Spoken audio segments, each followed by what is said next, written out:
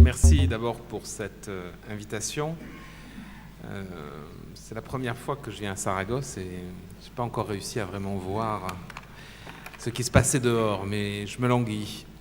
Il y a notamment quelque chose que j'ai lu en venant ici. Y leí al llegar aquí, que me enseñaste esta mañana en la prensa, es un proyecto que me parece en resonancia con esos debates. Es un proyecto que se sitúa al lado de Zaragoza y que habla de un inmenso complejo cultural lúdico con casinos, teatros, una especie de Las Vegas del siglo XXI. Y este proyecto creo que ha sido llevado por unos cuantos políticos de la zona. Es un proyecto que acerca del cual podríamos debatir en nuestras jornadas. Es realmente la manera con la que queremos que el mundo cultural funcione. Cuando tuve el placer de ser invitado en estas jornadas, estuve pensando en cuál sería el eje que iba a tratar, qué tema iba a tratar. Hace 20 años que me encuentro en unas tribunas como esta, con muchos amigos, de los que a veces sé con pocas cosas. Tengo mucha admiración, por ejemplo, para una persona que trabaja en Pompeyage, y tengo mucha admiración para todos esos operadores culturales que desde hace 20 años, 25 años, incluso 30 años para algunos de ellos, intentan enseñarnos que la cultura puede ser una palanca en nuestra sociedad política, económica y social contemporánea.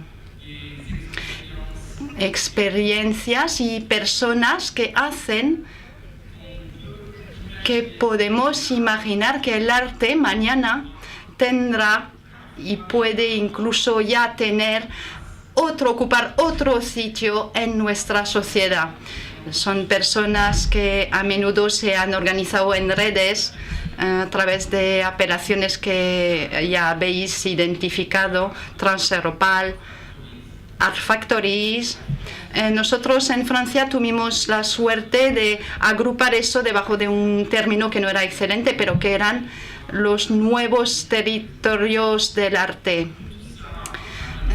Todo ello en la Friche, la Belle de Mai, lo presentamos en el 2002 en un coloquio que reunió más de 1.500 participantes que venían de 60 países del mundo entero y que, como hoy, un poco a otra escala, nos enseñaba la diversidad de todas esas prácticas.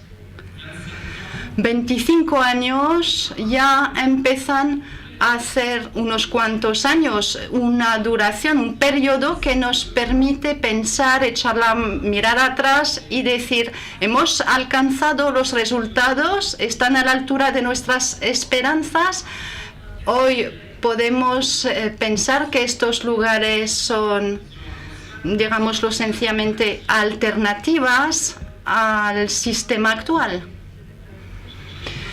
Elegí al final no entrar en el detalle de estas experiencias que hemos analizado bastante a fondo. Podríamos hablar de la Friche La Belle de Mai, de la que fui yo fundador, no fui director. El director ha sido siempre Philippe Fouquier.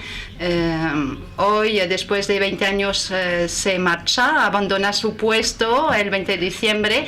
Yo fui administrador de este organismo, pero también podré hablaros de muchos otros lugares que surgieron en los últimos años. Quizá podamos comentarlo en el coloquio, el 104 en París, que es el gran lugar cultural en el que se focalizaron muchas esperanzas y dio lugar a muchas decepciones, infelizmente, pero bueno, preferí hacer algo quizá un poco más teórico y les pido disculpas de antemano, pero creo que eso nos permitirá llevar a cabo un debate interesante. Quisiera empezar con una citación de Peter Hahn, que ha inspirado muchísimo el trabajo que llevamos a cabo con Michel Dufour, que fue secretario de Estado de Cultura en Francia del 2000 al 2002.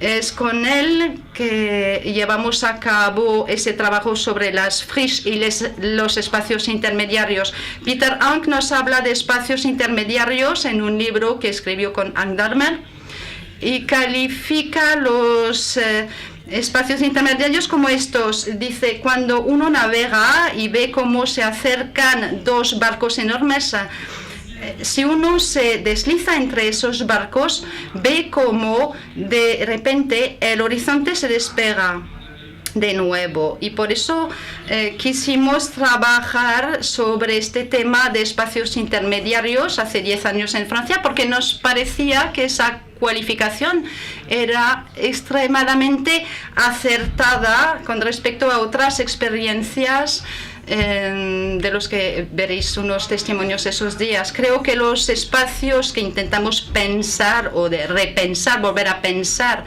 que intentamos conceptualizar hoy en día son esos espacios misteriosos, más que nuevos territorios del arte. Creo que las palabras de este autor de espacios intermediarios es más acertado, porque deja una dimensión abierta a la mirada y a la situación. Nos deja esperar que quizá podamos encontrar nuevos horizontes a nuestras infranqueables políticas culturales, que podremos asignar nuevos objetivos a los proyectos de equipamientos que estamos inventando. Creo que realmente nos encontramos en una nueva época de la acción cultural. Desde hace unos 20 años hemos heredado de nuestros predecesores políticas que se han estructurado y que se han alzado como referencia en el mundo. Estaban basadas sobre esquemas estructurales que eran extremadamente precisos, construidos a través de diferentes disciplinas y diferentes estratos de equipamientos. Creo que hoy en día, gracias a la vitalidad que el territorio nacional y europeo presentan, vemos bien cómo las políticas culturales heredadas ya no pueden ser las que satisfazcan a los públicos, los artistas y más globalmente a las poblaciones. Hoy en día el problema es que las políticas culturales están hechas para los profesionales de la profesión, incluso para los públicos consumidores, pero ya no son lo suficientemente pensadas para las poblaciones. El conjunto de los estudios que se han llevado a cabo por el Ministerio de la Cultura francesa lo demuestran. Las prácticas están revolucionadas por la introducción de nuevas tecnologías, cuando las prácticas siguen siendo lo que son bloqueadas entre los herederos y los que se ven excluidos de esos procesos. Creo que nuestro deber es que cuando uno piensa en una política cultural, cuando intentamos volver a pensar con las conferencias como estas, las que habéis organizado aquí, que tenemos que hacer es pensar cómo la cultura puede ser un verdadero motor de la transformación social de hoy, como el motor de la transformación urbana, un motor de la transformación económica y también de la transformación política. A menudo, desde hace 2 o 3 años, sobre todo porque ya no soy por las vías profesionales, mis vías profesionales me han llevado a moverme dentro de diferentes ambientes. Creo que hoy en día en Francia hay que suprimir el Ministerio de la Cultura. Pienso, por ejemplo, que quizá habría que volver a pensar una redefinición completa de las delegaciones culturales, ya que la cultura puede ser una verdadera herramienta de transformación y de proceso democrático si no es privatizada. estamos siempre al hilo, siguiendo un hilo que finalmente es el que heredamos del siglo XIX. Pienso que tenemos que acabar radicalmente con la noción de autonomía del arte y decir que hay que acabar radicalmente con la noción de autonomía del arte. No va en contra de la idea de la necesidad que tienen los artistas de ser libres en sus creaciones. Creo que tenemos que intentar volver a trabajar juntos la manera con la que las diferentes fuerzas sociales y económicas del país pueden trabajar con los artistas. Casi quisiera decir cómo puede hacerse ya en los sectores de la investigación y del desarrollo. Hay un artista músico, Bernard Luba, que trabaja en un pequeño pueblo en Aquitania, que es un gran artista de jazz, y dice: instrumentalizadme. No en el sentido de las viejas fiestas y tradiciones de círculo recreativo infantil, no, pero en el sentido de una refundación, de una relación entre el arte y la sociedad, la refundación del papel social del artista. Tenemos que multiplicar los proyectos que permiten a una población encontrarse con proyectos artísticos y culturales que le permitan salir de su estatuto de consumidor de arte. Eso es esencial, porque si no el arte no se morirá, pero el arte se marchitará, desaparecerá detrás de los imperativos del mercado, los imperativos de la instrumentalización real, en beneficio de un cierto número de grupos de diversión, de los que pocos se encuentran todavía en Europa. Tenemos que hacer un trabajo largo y regular sobre cómo los artistas pueden refundir la construcción de una ciudad y la reinvención de una ciudad. Creo en la importancia de las grandes firmas, de los grandes artistas. Trabajo yo mismo desde hace 8 años con un gran artista, Jean Nouvel, y pienso que la excelencia es un criterio imprescindible en nuestro mundo, pero pienso también que no hay que creer que esta excelencia nos redime de una veritable política cultural en profundidad, es decir, una política cultural que permita trabajar, por ejemplo, sobre la noción de desplazamientos en la ciudad, de la salud, de la educación, la protección de nuestras poblaciones de mayores, es decir, no solamente trabajar sobre la posibilidad de los horarios de apertura del tranvía, pero es también trabajar sobre las barreras sociales que existen, y eso no puede hacerse más que en lo concreto. El teatro es un formidable vector de ello, la música es otro, el arte plástico también, y otros campos todavía no explorados, quizá en el campo de las artes aplicadas, en la cocina, por ejemplo. Todo eso es necesario para intentar decir que la cultura y el arte pueden volver dentro de nuestras sociedades palancas potentes de transformación sociales. Trabajar sobre el conjunto de esas dimensiones es imprescindible a la escala de una metrópolis. Quisiera insistir también sobre un elemento. No hay que creer que seamos capaces de hacer una política cultural con una mera cartografía de equipamientos.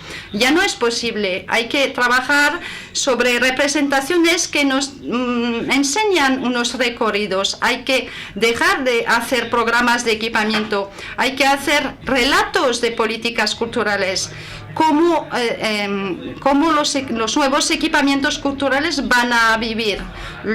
Poco importan los planes, las disciplinas o tampoco los artistas. Lo importante es cómo cada una de esas cosas va a poder contarnos un relato con la ciudad. y obviamente intentar hacer que esos nuevos lugares culturales no se conviertan en nuevas Bastillas, como es el caso en Francia.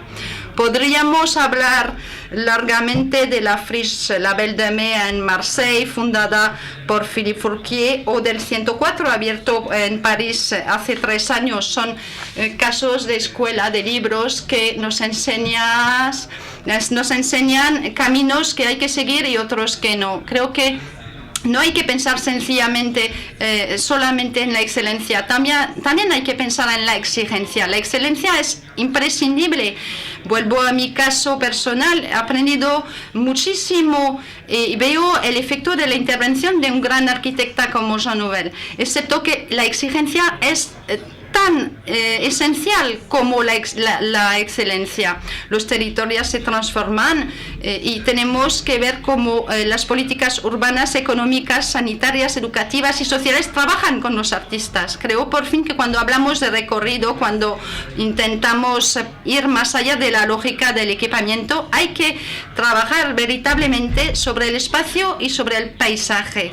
Vemos bien que una de las contemporaneidades con las que tenemos que trabajar es la cuestión del arte en los espacios públicos, pero en todos los espacios públicos, no sencillamente el espacio exterior, pero también un espacio interior. ¿Cómo trabajamos fundamentalmente sobre esta relación entre cultura y espacio público? Si no logramos ampliar el espacio público, si no logramos recomponer alrededor de este espacio público una población, nos veremos obligados a ceder totalmente frente a la mercantilización del arte. Lo que espero en todo caso es que en nuestras reuniones profesionales de hoy y en nuestras ponencias culturales de mañana haya más operadores que no vengan de nuestro mismo sector. Hay aquí directores de escuelas, aquí en la sala, por ejemplo, directores de institutos, médicos, quizá. Paro aquí. Xavier Greff esta mañana citó a Godard. Vamos a seguir los profesionales de la profesión. Quizá haya que cambiarlos o en todo caso abrir las ventanas para que otros se unen a nosotros y revisiten nuestras prácticas. Somos importantes, yo me considero como un profesional de esta profesión cultural, pero si no somos capaces de hacer que nuestros debates se dirigen a todos los cuerpos, los sectores de la sociedad, seremos instrumentalizados y desapareceremos. Muchas gracias.